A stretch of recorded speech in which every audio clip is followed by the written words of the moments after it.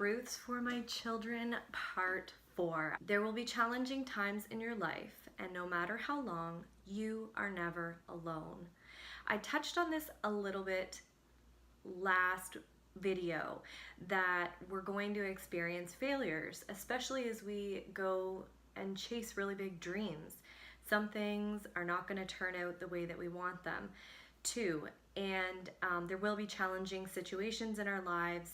And I want to encourage my children to pray through those really hard things, but then to be patient. And I like to think of Isiah 41:13 in that time of praying for a situation, but not yet receiving the answer that I'm looking for.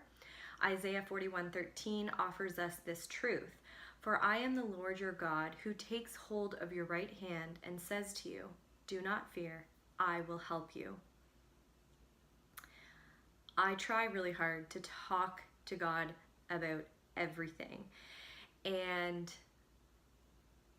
in that, I find the answers through studying the Bible and listening to preachers or reading certain books. But I have also experienced times of waiting, and in the actual circumstance, in the middle of it, it's really easy to look around and maybe think nothing is changing and think, when is this ever going to happen? When is this going to be healed? When am I going to get out of this tough situation?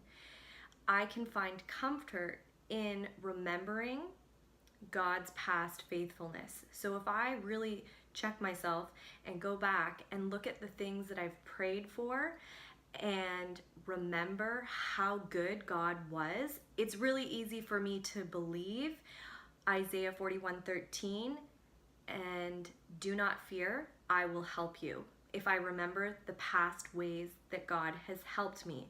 A practical way that I try to get a grip on this that I've started to do recently is I have a running prayer list, whether it's things that I'm praying for or things that I am praying for other people. And probably once a week I visit that prayer list. I might add something or someone to the prayer list, but then I also take stock, and very often I will check something off. Maybe I was praying for a friend to get pregnant and they are now pregnant, so I can swipe that off the list. Or maybe there was a situation in my life and I was feeling really hopeless and lost, and now I found guidance. I can check that off the list. So I just keep that as a huge running list. I can go back now and see those things that, oh yeah, God has answered. And if I remember when I was praying for that situation in the very midst of it, it didn't really feel like it could have been solved, resolved, ended. But then when I go back and I look, oh wait, God was working even when I didn't feel it or see it. So I can have no fear and God will help me.